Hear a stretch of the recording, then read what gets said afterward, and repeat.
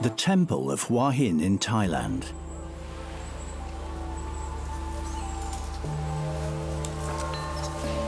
Atop the hill of this Buddhist sanctuary, silhouettes are moving. The assembly has begun. These silhouettes are crab-eating macaques. The light of dawn provides the signal to commence this daily ritual. The tribe sets off down towards the town.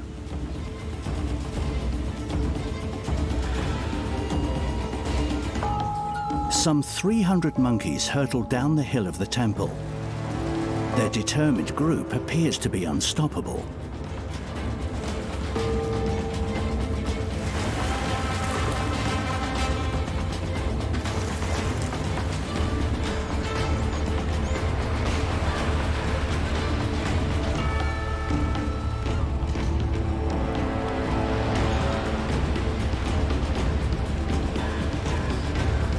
The macaques are on a mission. They go into homes, climb onto roofs, and swarm over the streets and boulevards. They invade the town.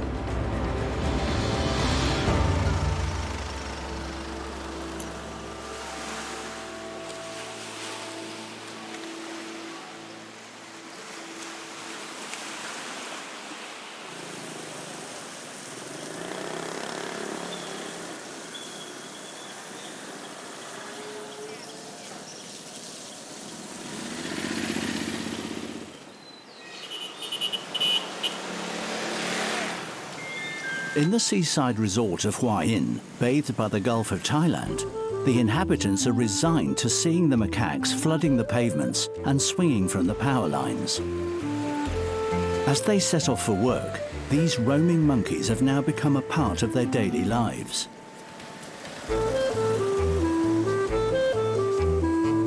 These excitable invaders have come to feed, scavenging around for leftover food.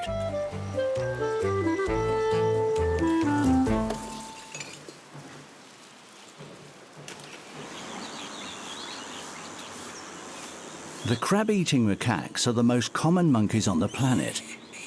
Their population growth is due to their high adaptability. Just like humans, they have been able to adjust to very diverse environments. Mischievous and cheeky, they are completely at ease in urban areas and even thrive in them.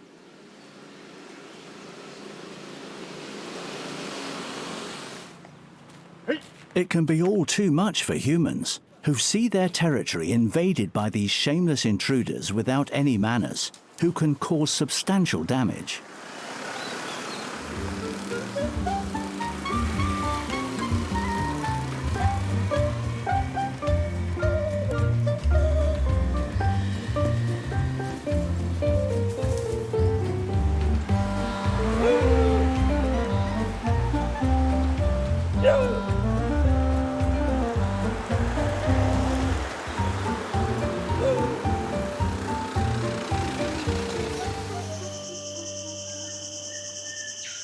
When they are not overrunning human territory, the crab-eating monkeys enjoy the mangroves and their brackish water.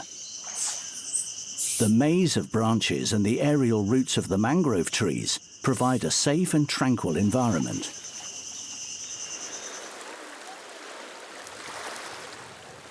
The monkeys go down to the seashore to seek out their favorite meal.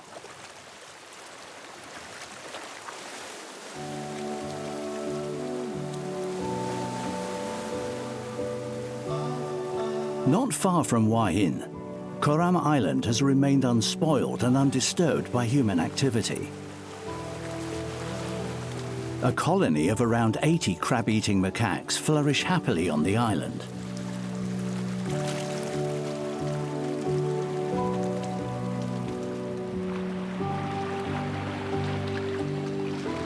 Dr. Amanda Tan has spent 2 years on this island studying the macaques.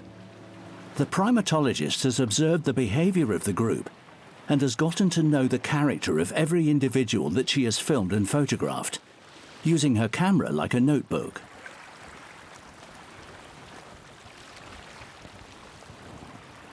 So I've been to Kerama Island every year since 2013. And every year we keep track of which monkeys are present in the group, or which monkeys have disappeared, or which monkeys had new babies.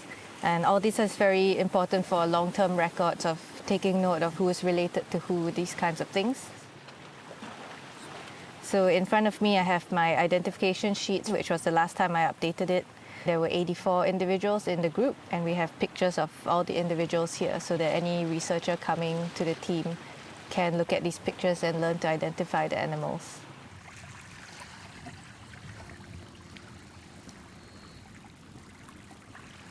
When you watch monkeys for a long time, you definitely know they have different personalities.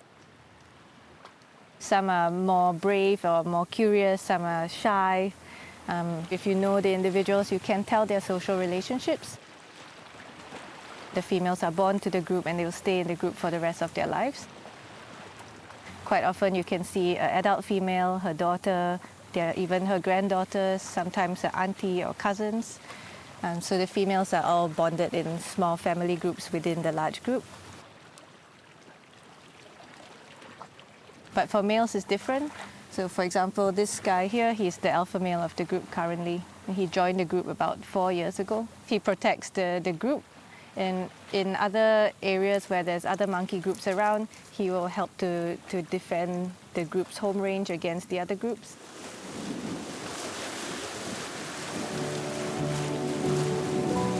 With few plants or fruits available on Khram, the monkeys have had to modify their dietary habits to rely almost entirely on food sources from the sea. Their name reflects their liking for crabs, from which they skillfully extract the flesh like real seafood enthusiasts. By turning over pebbles or digging in the sand, these primates also search for shellfish on the rocks and beaches, which will provide their bodies with the essential nutrients they require.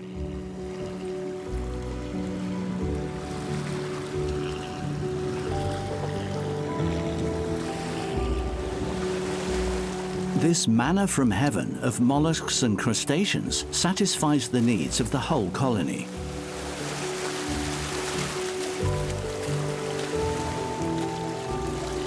But while there is a plentiful supply of plants in the mangrove forest, here the monkeys are dependent on the tides of the sea, because it is only at low tide that it gives up its treasures.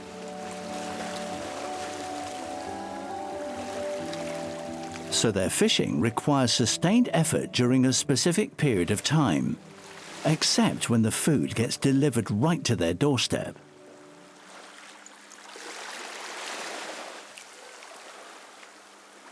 Like this buoy, which has become detached from its net and has drifted to the shores of Khram. A garland of shells is wound around its mast. These shellfish, unknown to the island, provide a welcome opportunity to vary the menu.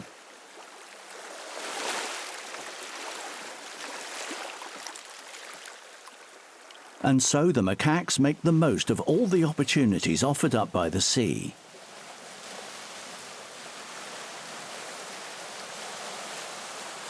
A little group has spotted a dead fish which is floating on the surface, a very appetizing meal. A female who is braver than the rest dives into the water. But why does she suddenly turn back? The gourmands gather on the shore, but not one seems to dare to try their luck. Macaques are normally more audacious. What is holding them back? Finally, it is the turn of another female, who grabs the fish without any hesitation.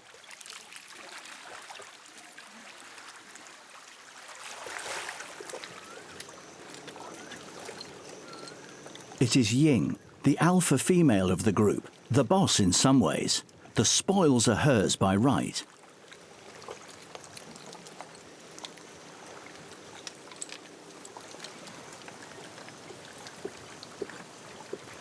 Because within this macaque society, there are clearly defined positions and ranks that must be adhered to.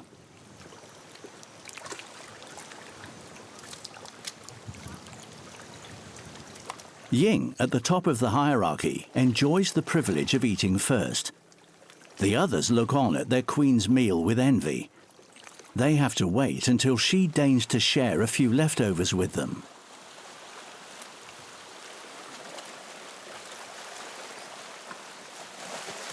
And if an impatient monkey doesn't respect the protocol, Ying puts it back in line straight away.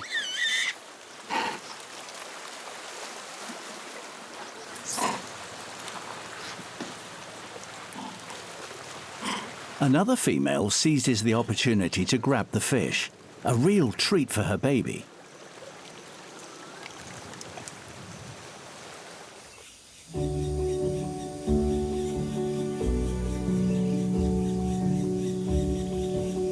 Khram Island is located within a marine national park. Here, the macaques like to meet up after their fishing endeavors.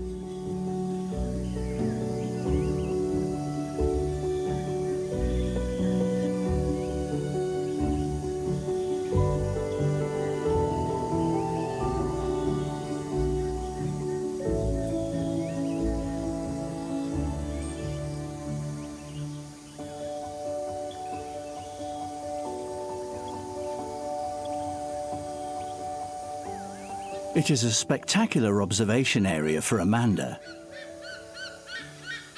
This coastal park is full of high cliffs that welcome agile climbers. Now we are on the mainland in Khram Royot National Park. And in Thai, Khram Royot means mountain with 300 peaks. And so these mountains are covered with quite dry forests. And you can find in the national park here some langurs, and langurs are leaf-eating monkeys, so you can find them in the dry forest eating the leaves.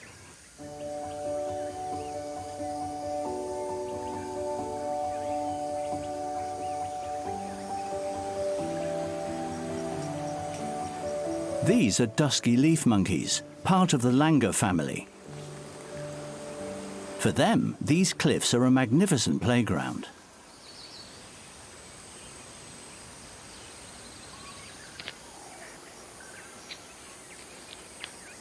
As vegetarians, they eat all day long, consuming up to 2 kilos of leaves and flowers. Luckily, macaques and langurs live peacefully side by side atop the cliffs. They might climb on the cliffs to avoid some predators maybe, or sometimes these cliffs, because of the way the rocks are formed, it can collect water from the rain. And so the monkeys can come and have a drink because the region is quite dry at some times of the year.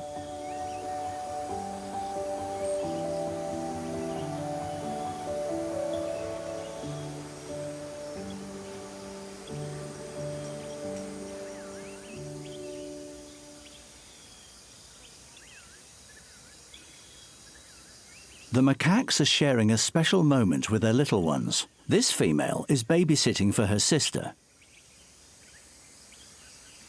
In this matrilineal society, the babies are often passed around. Within the same family group, the females trust each other because they are related and stay within the same group all their lives.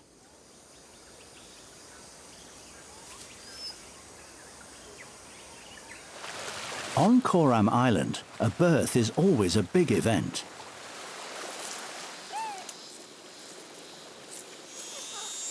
This little one is just a few hours old, born after 6 months of gestation. He is still a tiny, fragile baby weighing just 350 grams. His dark, fluffy natal coat will become lighter as he grows older.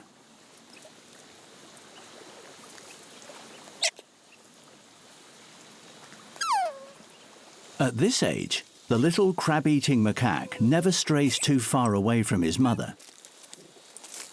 This close bond is vital to his development. He will stay with her until he is 2 years old.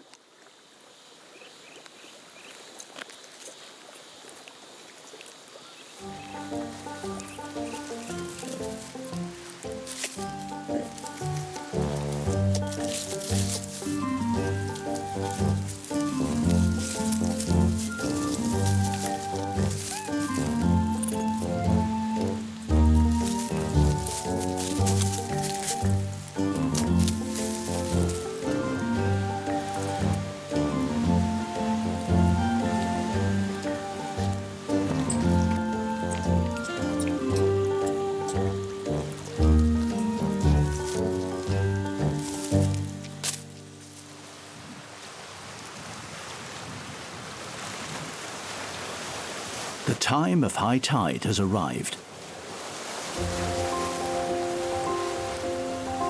When the tide ebbs, the waters of the Gulf of Thailand reveal many rocks which provide the macaques with a vast fishing ground.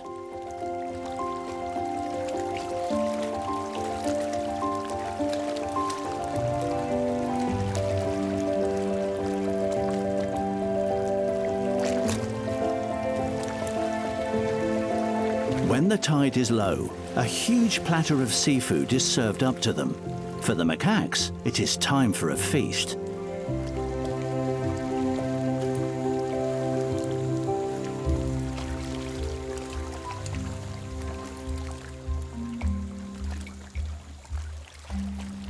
The entire community has thrown itself into this quest for food.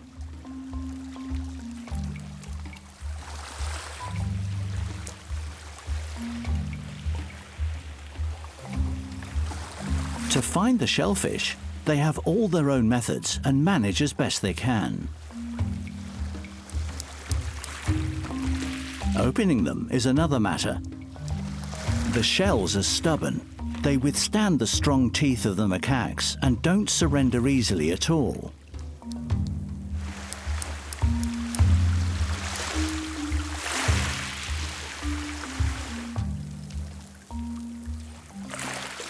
To get to the flesh of the mollusks, some macaques have developed a simple method that consists in smashing the shells onto the rocks.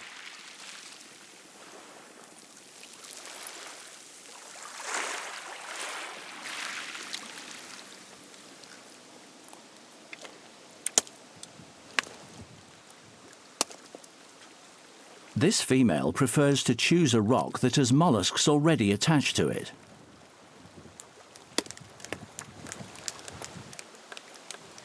She will smash it directly onto the ground to achieve her goal, a tactic that clearly works.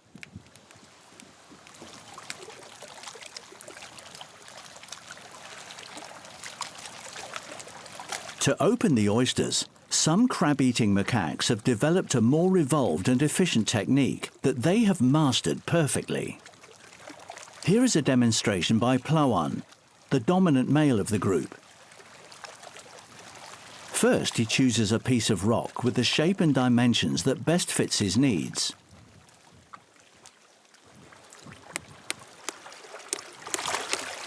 Plawan hits the shells with it until they finally offer up their flesh. And so he uses his rock as a tool, an unusual practice in the animal kingdom. Isolated from the mainland and their fellow primates, the macaques of Khram have thereby developed their own culture. But Plawan can do much better. He also uses the famous and very ancient technique of the hammer and anvil, which up until recently was believed to be the preserve of humans.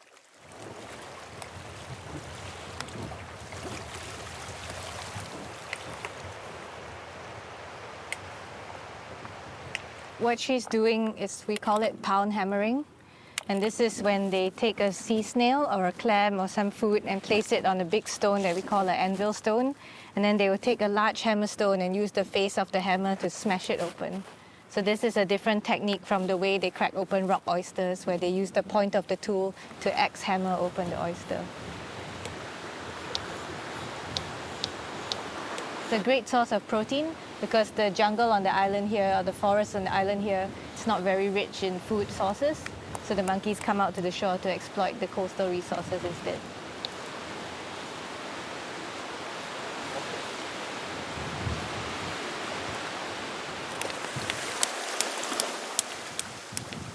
During his fishing trips, Plawan is always followed around by a group of youngsters. Trailing behind him, they make do with the leftovers.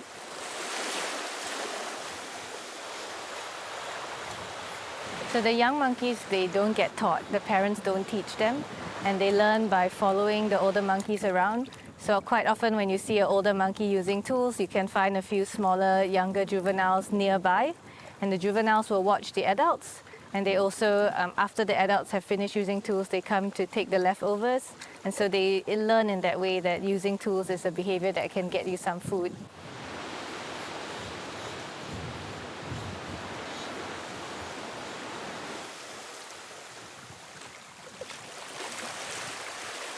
They attentively observe this respected elder, and they soon copy his actions to ensure their own supply of food. This transmission of knowledge shows how a culture has developed within the Khram macaque colony.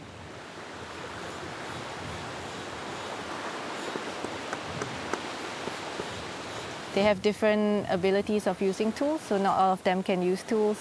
About 60% of the adults in this group can use tools, and some of them just never learn the behavior.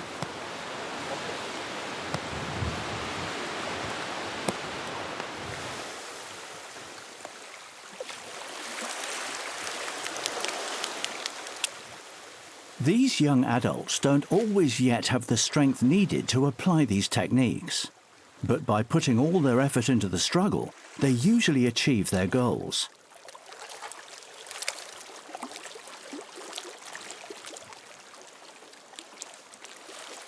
When it is time to eat, the hierarchy of the group must always be respected.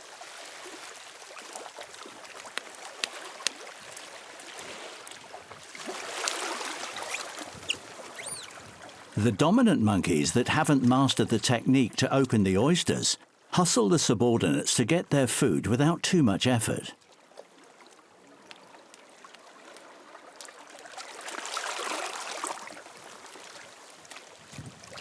Up until the 1960s, scientists thought that it was only Homo sapiens who were capable of using tools.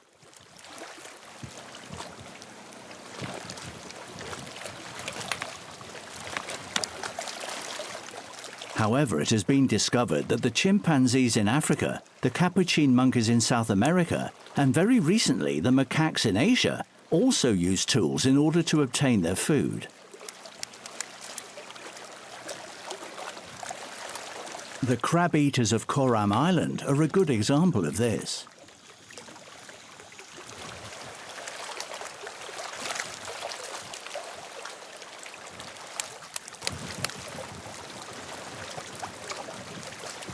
A scientific revolution in some ways, and motivation for us to re-examine our accepted notions of the animal kingdom.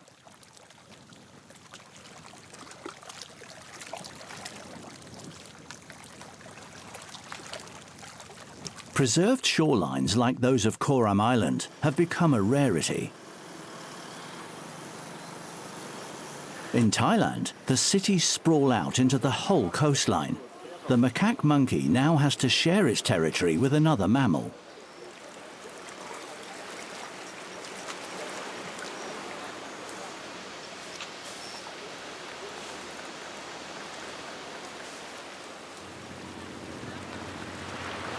In Wayin as well, buildings spring up like mushrooms. This relentless urban development doesn't disturb the lives of the crab-eating macaques from the temple at all.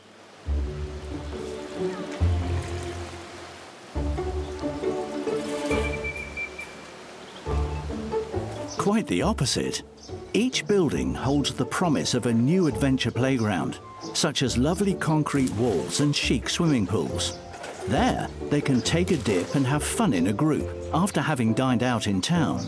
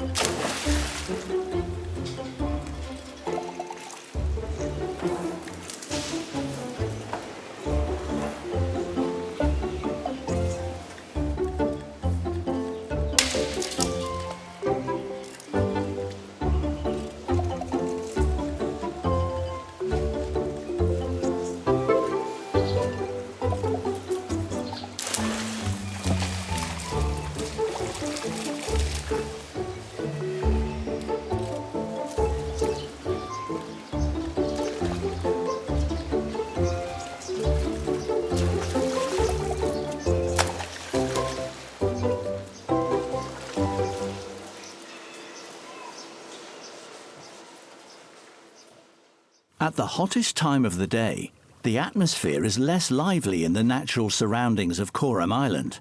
Time seems to stand still. Now it's the high tide, so all the seafood is covered by the water and they have no tools to use and no seafood to eat, so it's family time now.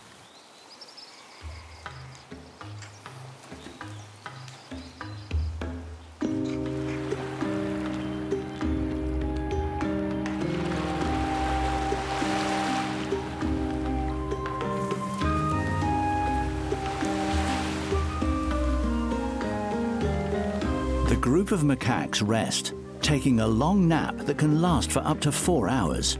It is the moment when the monkeys reach nirvana.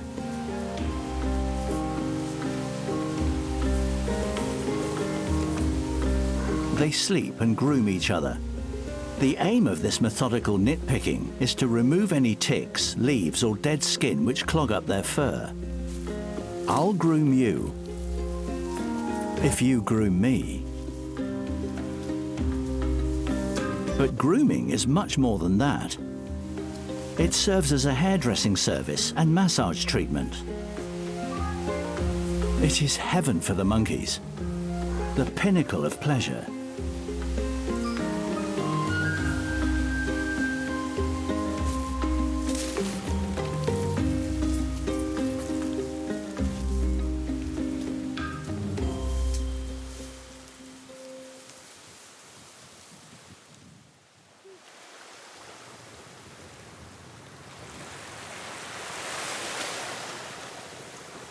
Grooming is very important for maintaining social relationships in the monkeys.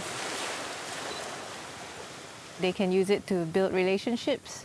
They also use it to help each other keep clean. Or sometimes also if they want something from another individual, they will groom them. So for example, if a female has a baby, quite often other females will groom her so that they can play with her baby. Or the males will groom the females so that later on they can mate with them. There's many different functions for monkeys.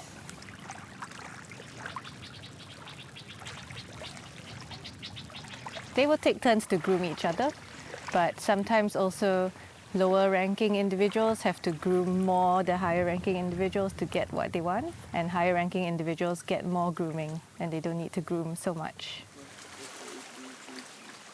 This practice strengthens the feeling of belonging to a group and being part of the same community, which are the foundations of the macaque society.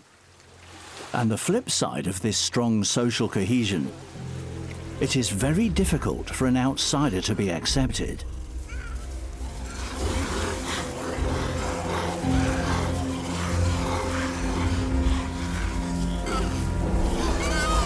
This young adult left his group at puberty and wants to join this one. But unfortunately, he has chosen the wrong moment. There is rivalry among the strongest males who want to secure their rank in the hierarchy. The young outsider becomes the object of a political conflict.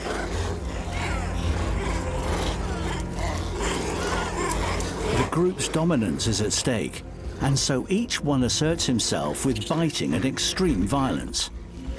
In this grim display of one-upmanship, it comes down to whoever goes furthest in showing their strength. It is a real lynching. Repeatedly bitten and beaten, the fate of the stranger appears to be sealed. While it is rare that such occurrences result in death, this unfortunate scapegoat will not escape.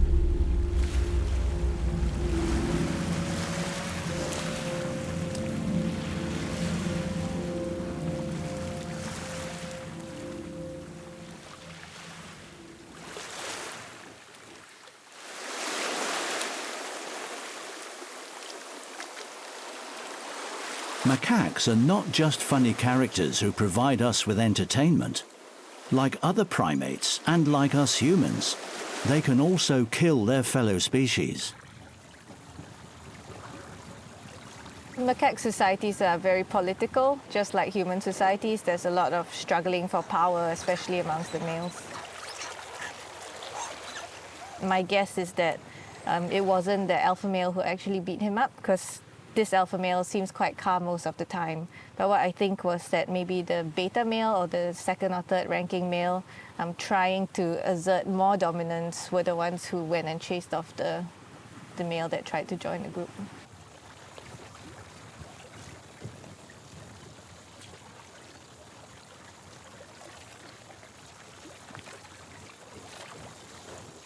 So some males, we call them peripheral males. They got kicked out of the old group and they're looking for a new group to join, but they don't have the power to defeat the leaders of the current group. So they hang around on the outside, and sometimes they try to come in and make relationships with the females or make relationships with some lower ranking males, and eventually maybe they will try to fight against the alpha.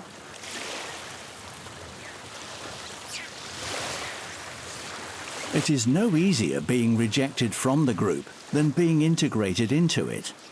Excluded from the macaque society, a pariah's only option is to find a new territory, and fast, to avoid being lynched. Only escape will save him. Sometimes the fugitive has no choice but to dive into the sea and let himself drift with the current, in the vague hope of reaching a neighbouring island. No doubt that is also how the macaques first arrived on Khram.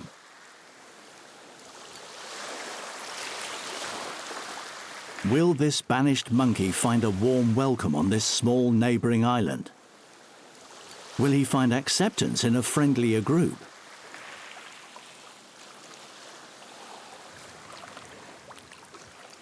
He is going to find out that life on this small island isn't all fun and games, because there, this solitary male will only find other solitary males. This island is a kind of bachelor's club, a circle of exiles. With no females to conquer and no prospect of starting a family to reproduce, life becomes very boring.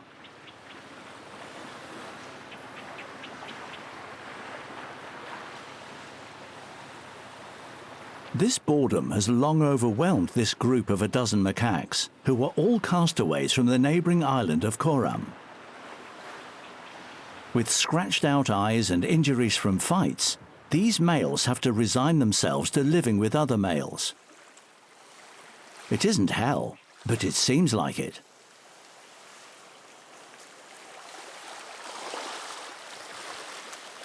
They climb up high cliffs and onto buildings, fish on the coastal rocks, swim in the sea and in swimming pools. Macaques can adapt to any environment.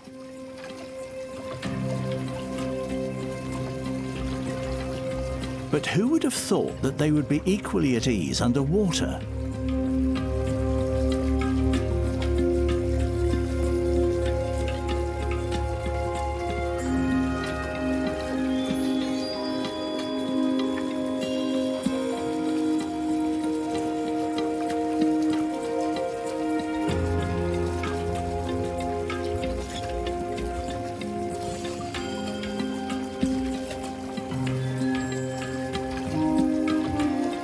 And yet they are able to hold their breath underwater for over 1 minute.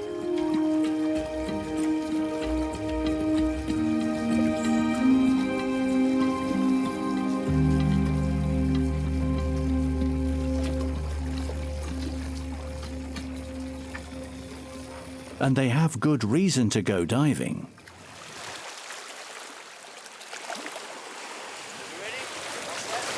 On this island, many tourists have the habit of throwing peanuts into the water, so it is a treat which requires some underwater effort. Macaques have perfect underwater vision, which allows them to easily collect the peanuts. Just like hamsters, they keep them stocked inside their cheeks.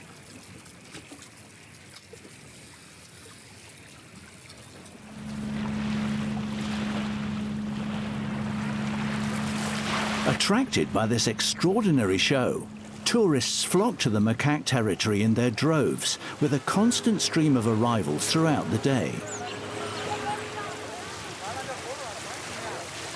The boats come and go constantly, highlighting the excesses of mass tourism.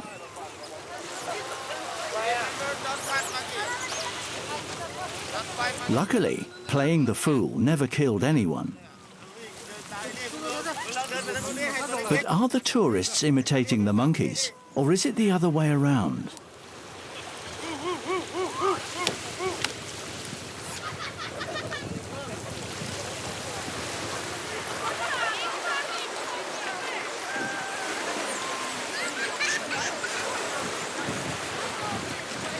It's a long way to travel for a selfie.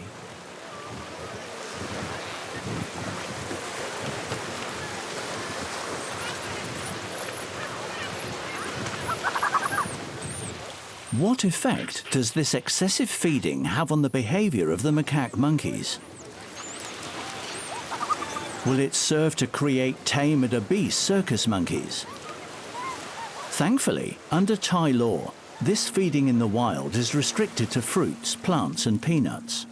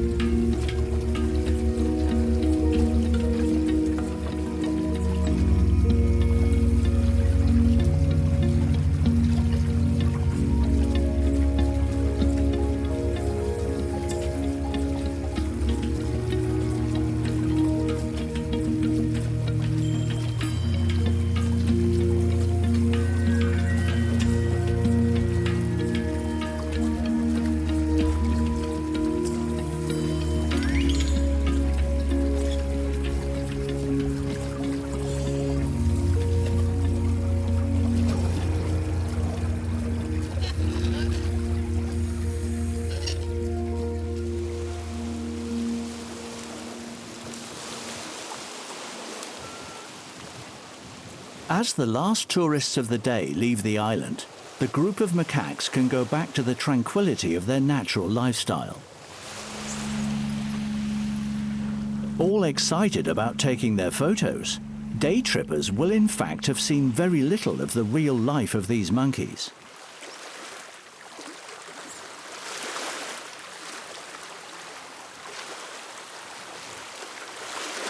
Luckily, on this island, without the peanuts of the tourists, the macaques have shellfish and oysters instead.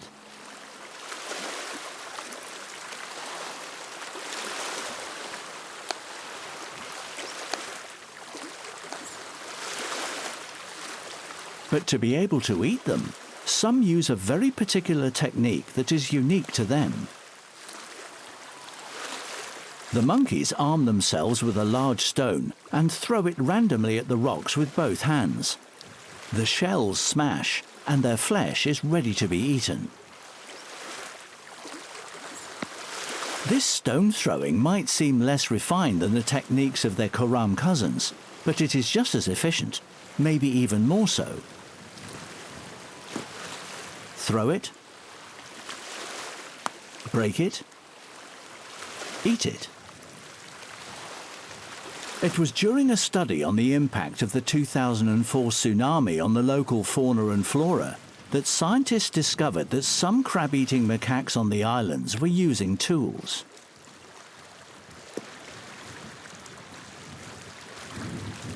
Here we can observe another original technique for throwing the stone.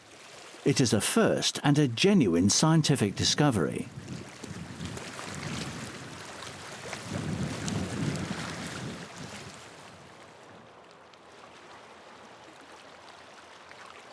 Amanda takes an avid interest in these stone-throwing macaques, a culture that the primatologist wasn't familiar with before.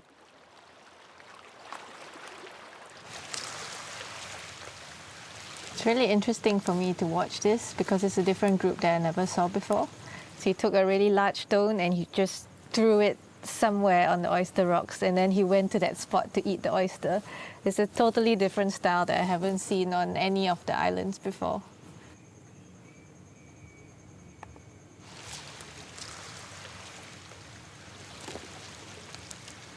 It's very exciting. So we only have studied these two losing macaque populations on 3 different islands so far.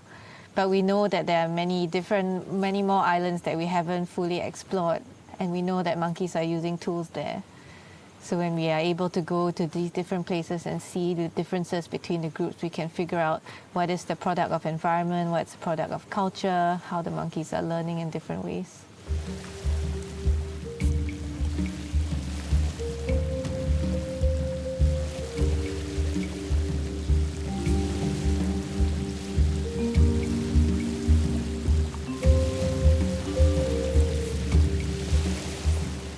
After fishing for oysters, it is finally time to play.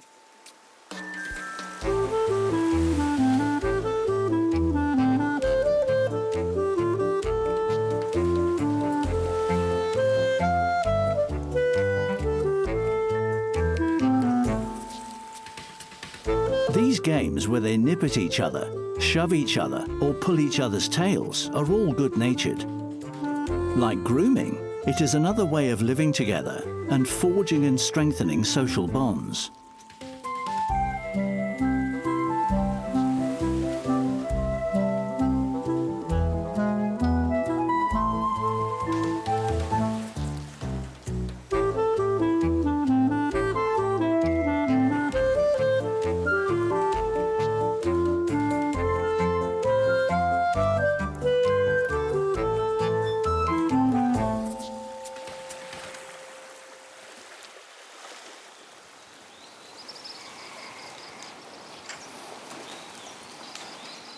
But as the sun goes down, what happens to these urban macaques?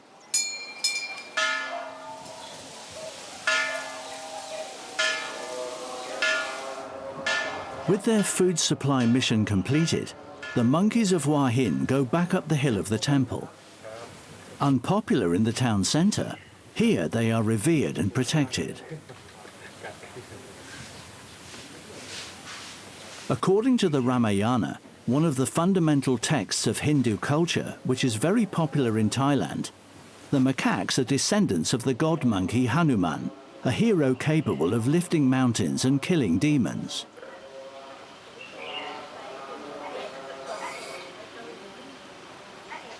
To many, they are an object of worship and receive offerings of cornbread from temple visitors.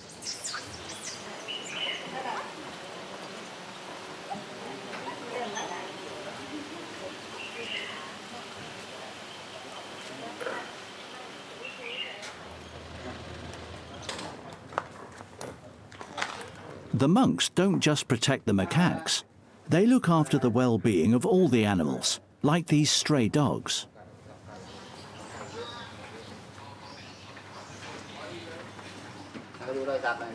They follow the teachings of Buddha, who, as confirmed by many sutra scripts, loves and respects all animals. For him, nothing can justify the violence that man subjects them to.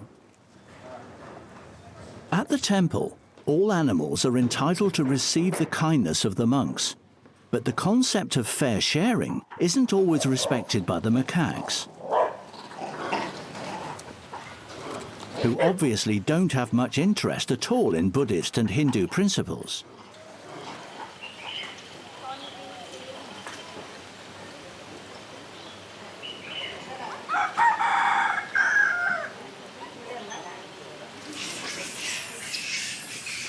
However, they themselves are fed thanks to the generosity of pilgrims who offer them food throughout the day.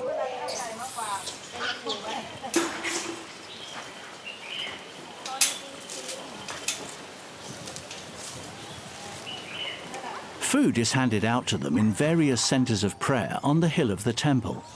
An indicator of good health and successful adaptation, the population growth of the macaque colony is, however, a real problem for the residents.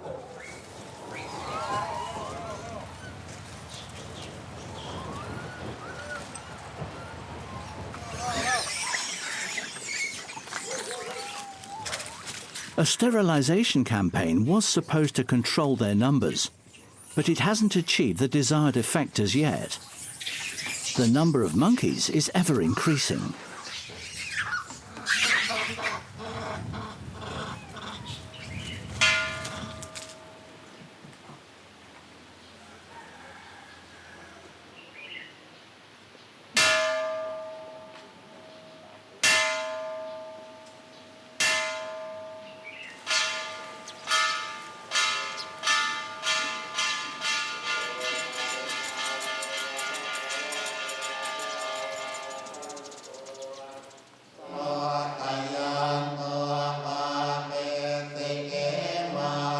At sunset, the monks commence their evening prayer session. It is a liturgic chant that aims to attain wisdom by evoking positive feelings and a sense of connection to all living creatures.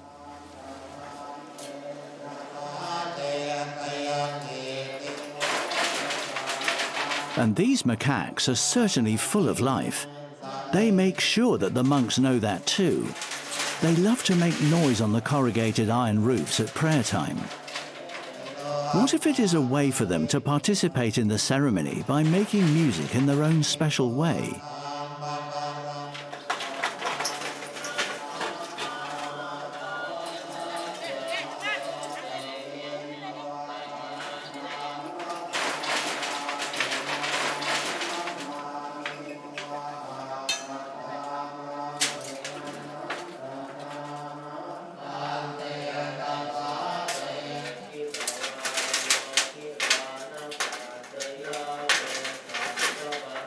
This fascination for sound has also been observed in Japan and Bali.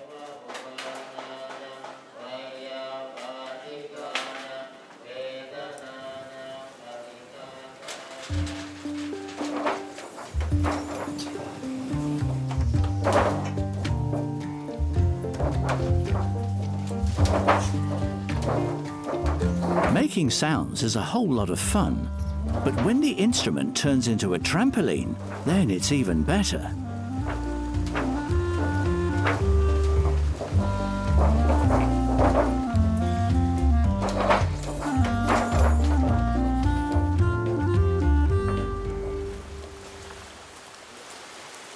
This amateur musician has selected a stone that he rolls along the ground like a snowball.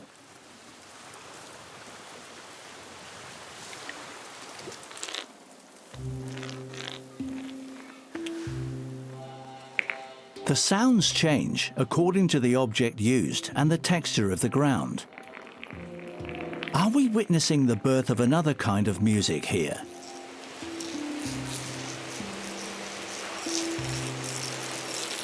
The stone being rubbed against the ground produces a scent which the macaques seem to like very much.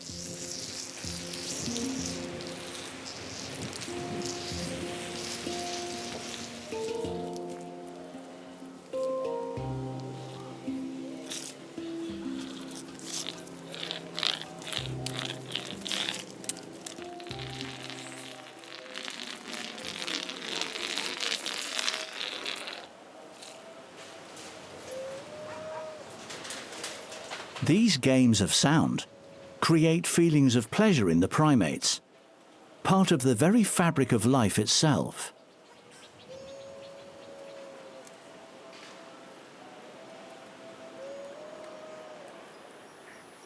For both the town and island macaques, this eventful day is drawing to a close.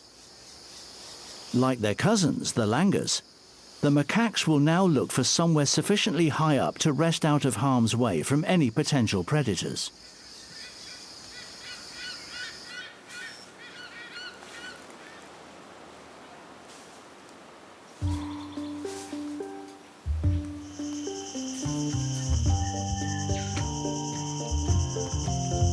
We thought we knew everything about the macaques. We saw them as ordinary, stupid and invasive. We find them to be ingenious and intelligent, even capable of using tools. They are proficient divers, music lovers, and able to adapt to very different environments. Just like humans, they are also capable of the worst. They do belong to the same family tree after all.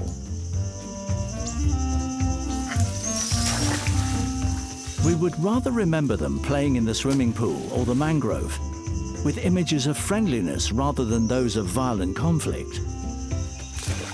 And when all is said and done, these monkeys who want to see the sea simply remind us of the importance of a carefree existence, a prerequisite to the joy of living.